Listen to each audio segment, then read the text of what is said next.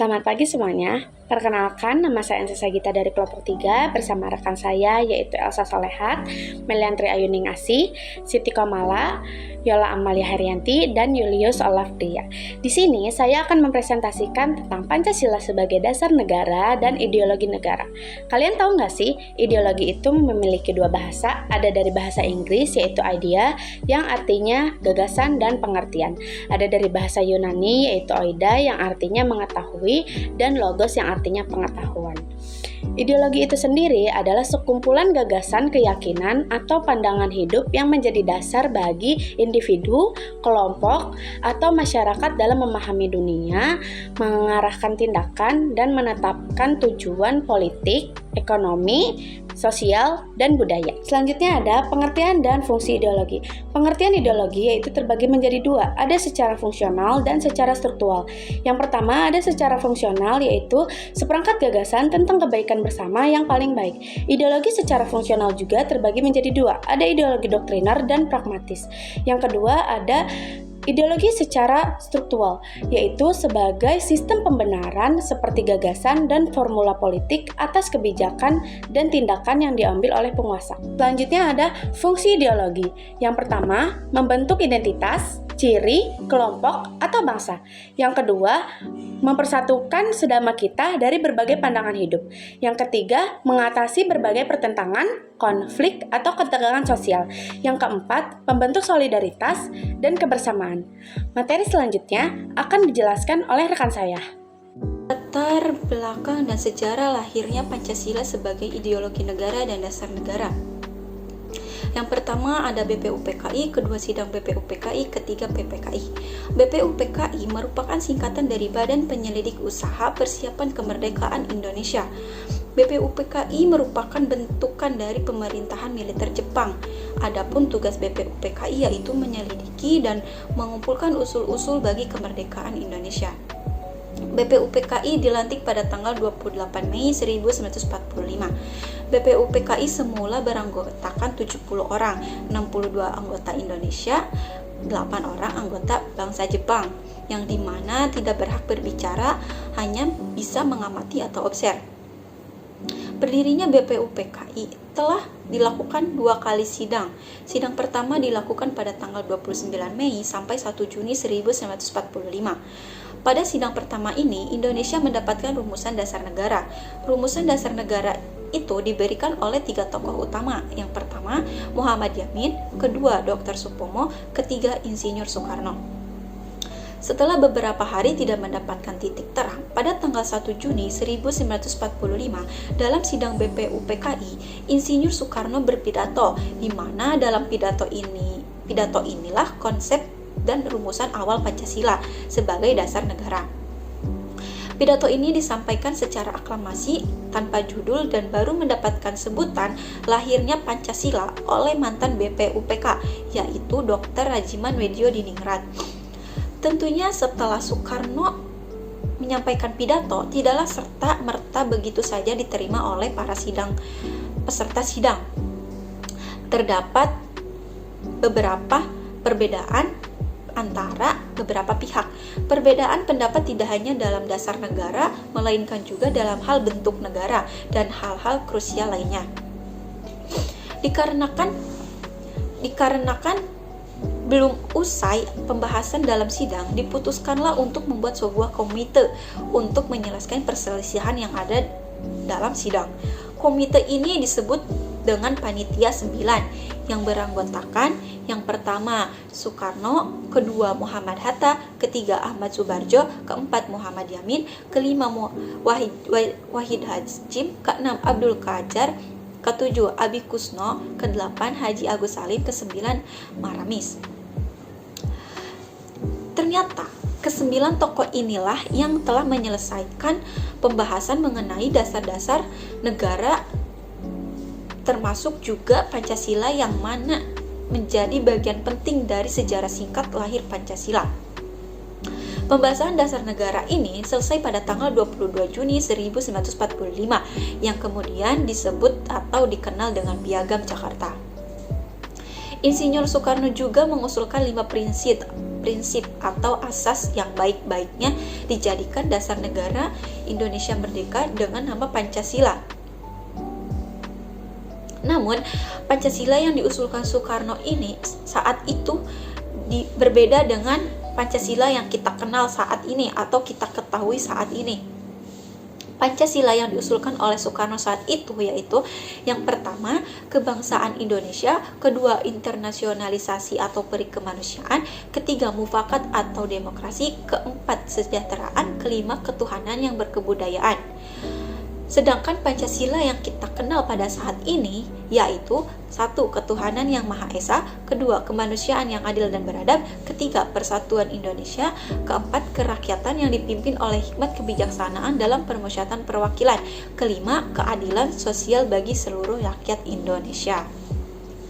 Yang ketiga ada PPKI, yaitu singkatan dari Panitia Persiapan Kemerdekaan Indonesia. PPKI sendiri diberikan tugas yang pertama meresmikan pembukaan dan batang tubuh Undang-Undang Dasar 1945, melanjutkan hasil kerja BPUPKI seperti memindahkan kekuasaan dari pihak pemerintahan Jepang kepada pemerintahan Indonesia. 3. Mempersiapkan segala sesuatu yang berkaitan dengan ketatanegaraan yang baru. PPKI diresmikan pada tanggal 9 Agustus 1945. Pada akhirnya Pancasila baru benar-benar disahkan pada tanggal 18 Agustus 1945 atau sehari setelah proklamasi kemerdekaan Indonesia oleh PPKI. Pancasila yang disahkan pada hari tersebutlah yang isinya kita kenal sekarang, yaitu dengan revisinya sila pertama menjadi ketuhanan yang Maha Esa oleh sebab satu dan lain hal. Demikianlah sejarah singkat lahirnya sebuah dasar negara yang memiliki nama Pancasila. Selanjutnya akan dijelaskan oleh rekan saya. Saya Meliantri Ayuningasi ingin menjelaskan kesimpulan dari alinea Undang-Undang Dasar 1945. Bagian pertama yang terdiri dari alinea 1, 2, dan 3 sebagai berikut. Alinea pertama menggambarkan penderitaan bangsa Indonesia akibat penjajahan yang bertentangan dengan pri kemanusiaan dan pri keadilan. Hal ini mencerminkan keinginan bangsa Indonesia untuk mengakhiri penjajahan dan mencapai kemerdekaan. Alinea kedua menyampaikan bahwa perjuangan bangsa Indonesia telah mencapai titik puncak, yaitu pada saat yang tepat untuk memproklamasikan kemerdekaan. Ini menunjukkan bahwa kemerdekaan diperoleh melalui perjuangan dan bukan pemberian dari bangsa lain. Alinea ketiga menyatakan bahwa kemerdekaan merupakan rahmat dari Tuhan Yang Maha Esa. Ini menunjukkan rasa syukur bangsa Indonesia atas anugerah kemerdekaan dan meyakinkan bahwa perjuangan mereka didukung oleh kekuatan spiritual. Secara keseluruhan, ketiga alinea ini menggambarkan latar belakang penderitaan akibat penjajahan, tekad untuk mencapai kemerdekaan, serta rasa syukur dan keyakinan bangsa Indonesia setelah berhasil memproklamasikan kemerdekaan. Bagian kedua yaitu kesimpulan alinea keempat pembukaan Undang-Undang Dasar 1945 yang terdiri dari 1. Terbentuknya NKRI, menyatakan bahwa setelah kemerdekaan bangsa Indonesia menyusun negara dalam bentuk negara kesatuan yang berbentuk republik dan berlandaskan kedaulatan rakyat. Artinya, Indonesia memilih bentuk pemerintahan republik yang berpusat pada kedaulatan rakyat dan negara ini dibangun sebagai satu kesatuan tanpa adanya negara bagian atau federal. 2. Tujuan negara, menguraikan tujuan utama negara yaitu melindungi segenap bangsa Indonesia dan seluruh tumpah darah Indonesia, memajukan kesejahteraan umum, mencerdaskan kehidupan bangsa, serta ikut serta dalam mewujudkan perdamaian dunia. 3. Ketentuan adanya Undang-Undang Dasar Negara, menegaskan perlunya konstitusi sebagai pedoman hukum tertinggi dalam menjalankan pemerintahan negara. 4. Ketentuan bentuk negara atau republik berkedaulatan rakyat, menyatakan bahwa Indonesia adalah negara republik yang berdaulat di mana kedaulatannya berada di tangan rakyat. 5. Ketentuan adanya dasar negara atau ideologi negara Pancasila, menegaskan bahwa Pancasila adalah dasar negara dan ideologi yang menjadi pedoman dalam menjalankan pemerintahan dan kehidupan berbangsa dan bernegara. Secara keseluruhan, alinea keempat mencerminkan visi Indonesia sebagai negara merdeka berdaulat dengan dasar negara Pancasila, tujuan yang jelas, dan sistem pemerintahan yang diatur oleh konstitusi. Di sini saya akan menjelaskan tentang Pancasila ideologi lain. Di sini ada beberapa ideologi negara lain terbagi menjadi 3. Yang pertama ada liberalisme, dan yang kedua sosialisme, dan yang ketiga hubungan agama dan negara ini di bidang Pancasila. Jadi, yang pertama, liberalisme adalah suatu ideologi atau pandangan politik yang menekankan kebebasan individu, hak-hak asasi manusia, dan pemerintahan yang dibatasi oleh hukum dalam konteks politik. Liberalisme mendorong kebebasan berpendapat, beragama, serta hak individu dalam berbisnis dan berpartisipasi dalam pemerintahan. Sistem liberal biasanya mendukung ekonomi, pasar bebas, demokrasi, dan pemerintahan yang terbuka terhadap perubahan melalui reformasi. Dan adapun poin-poin yang dapat diambil dari liberalisme adalah yang pertama, negara diumpamakan sebagai penjaga malam atau polisi lalu lintas. Yang kedua, rakyat mempunyai kebebasan untuk berbuat atau bertindak asal tidak melanggar hukum. Yang ketiga, kepentingan dan hak warga negara lebih penting daripada kepentingan negara. Dan yang keempat, contoh negara barat dan Eropa, Inggris, Belanda, Spanyol, dan yang kedua ada sosialisme. Jadi, sosialisme adalah ideologi politik ekonomi yang menekankan pada kepemilikan sesama atau kontrol kolektif terhadap alat produksi, distribusi, dan sumber daya dalam sistem sosialisme. Kekayaan dan sumber daya distribusi secara lebih merata di antara masyarakat untuk mengurangi ketidaksetaraan sosial dan ekonomi. Dan adapun poin-poin yang dapat diambil dari sosialisme adalah yang pertama, kepentingan negara lebih diutamakan daripada kepentingan warga negara. Yang kedua, kekuasaan negara lebih besar dibanding kekuasaan warga negara. Yang ketiga, contoh negara, Rusia, Cina, Korea Utara, dan Vietnam. Dan yang ketiga, ada hubungan agama dengan negara terbagi menjadi 3. Yang pertama, negara liberal, yaitu pertama, negara tidak mencampuri agama warga negara. Yang kedua, agama menjadi urusan pribadi setiap warga negara. Dan yang ketiga, warga negara bebas beragama tetapi juga bebas tidak beragama. Dan yang kedua, negara sosialis, yaitu pertama, kehidupan agama terpisah dengan urusan negara. Yang kedua, warga negara terbagi menjadi 3, yaitu pertama, bebas beragama, kedua, bebas tidak beragama, ketiga, bebas untuk propaganda anti agama. Dan adapun yang ketiga, negara dengan ideologi Pancasila, yaitu pertama, agama erat hubungannya dengan negara. Kedua, negara memperhatikan kehidupan beragama. Ketiga, negara menjamin kebebasan untuk memilih salah satu agama yang diakui oleh pemerintah. Dan terakhir, keempat, tidak adanya ateis. Dan adapun pada bidang pendidikan terbagi menjadi 3, yaitu yang pertama, negara sosialis, diarahkan untuk warga negara senantiasa patuh dan taat pada pemerintahan negara. Dan di sini contoh sosialis adalah Korea Utara. Negara ini memiliki sistem ekonomi terpusat dalam kontrol ketat atas kehidupan warga. Dan yang kedua, negara liberal, yaitu pengembangan demokrasi. Contoh, negara liberal adalah negara yang mengutamakan kebebasan individu, hak asasi manusia, serta sistem ekonomi pasar bebas. Contoh liberal adalah negara Amerika Serikat, dikenal sebagai salah satu negara liberal utama. Amerika Serikat menekankan kebebasan individu, hak-hak sipil, dan ekonomi pasar bebas. Konstitusinya menjamin kebebasan berpendapat, beragama, dan hak untuk memiliki properti. Dan yang terakhir, negara Indonesia, yaitu untuk membentuk warga negara bertanggung jawab, memiliki akhlak mulia, dan takwa kepada Tuhan Yang Maha Esa. Terima kasih. Materi selanjutnya akan dijelaskan oleh rekan saya. Nilai-nilai Pancasila sebagai ideologi negara dan dasar negara. Yang pertama, nilai Pancasila sebagai ideologi. Nilai Pancasila terbagi menjadi 2, yaitu nilai kerohanian dan sebagai ideologi. Nilai kerohanian ada nilai material, nilai vital, nilai kebenaran, nilai etis, dan nilai religius.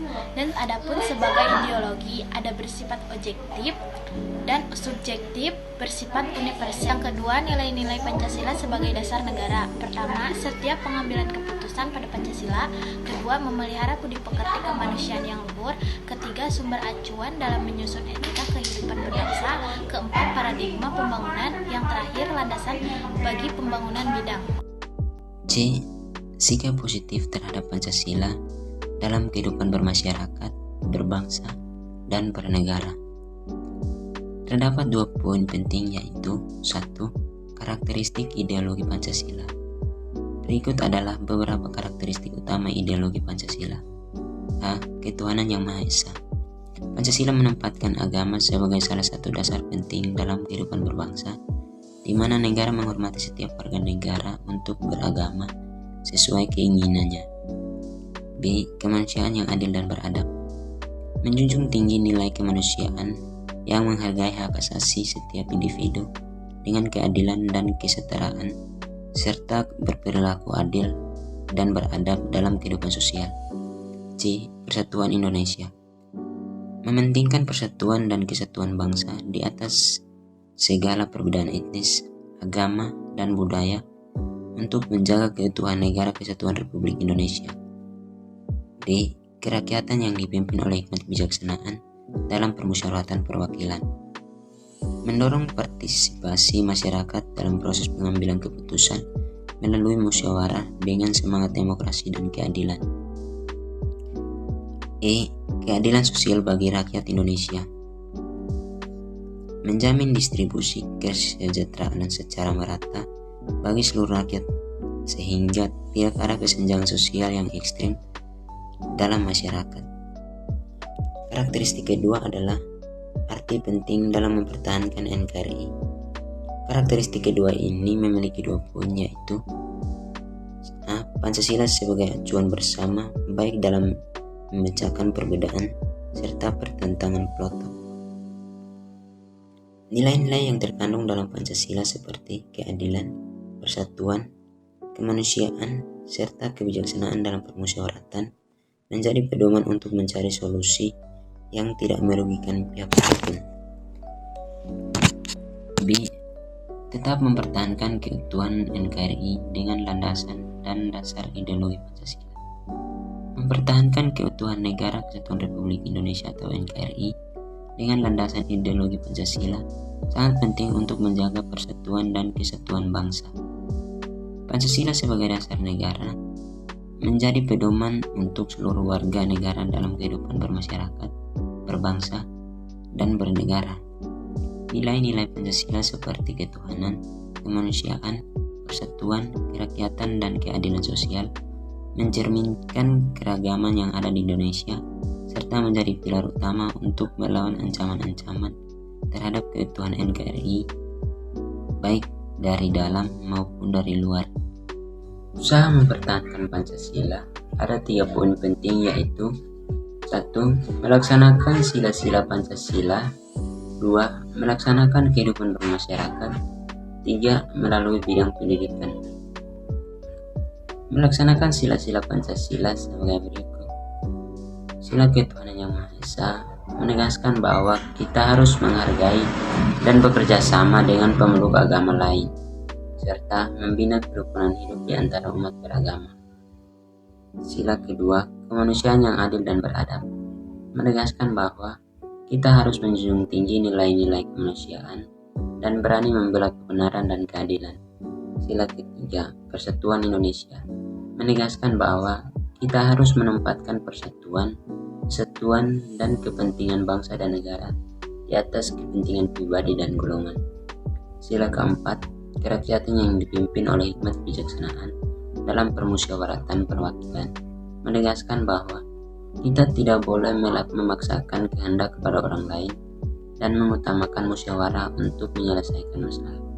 Sila kelima, keadilan sosial bagi seluruh rakyat Indonesia, menegaskan bahwa kita harus mengembangkan sikap adil terhadap sesama, menjaga keseimbangan antara hak dan kewajiban, dan menghormati hak orang lain. Usaha yang kedua adalah melaksanakan kehidupan bermasyarakat. A. Saling menghargai, menghormati, dan saling memaafkan. B. Berbahasa yang baik dan sopan. C. Mengutamakan musyawarah untuk menyelesaikan masalah. D. Toleransi beragama. Usaha yang ketiga adalah melalui bidang pendidikan. A. Pendidikan Pancasila. Pendidikan Pancasila merupakan mata pelajaran yang wajib dan bertujuan memberikan pemahaman dan penghayatan nilai-nilai Pancasila. B. Integrasi nilai-nilai Pancasila dalam kurikulum. Nilai-nilai Pancasila diintegrasikan dalam berbagai aspek pendidikan, termasuk kurikulum nasional dan pedoman pengajaran. C. Mengajarkan nilai-nilai Pancasila dalam kehidupan sehari-hari. Siswa diajarkan bagaimana cara mempertahankan Pancasila dalam kehidupan sehari-hari, seperti menaati tata tertib dan peraturan sekolah, mengikuti upacara dengan hikmat, dan tidak pilih-pilih teman.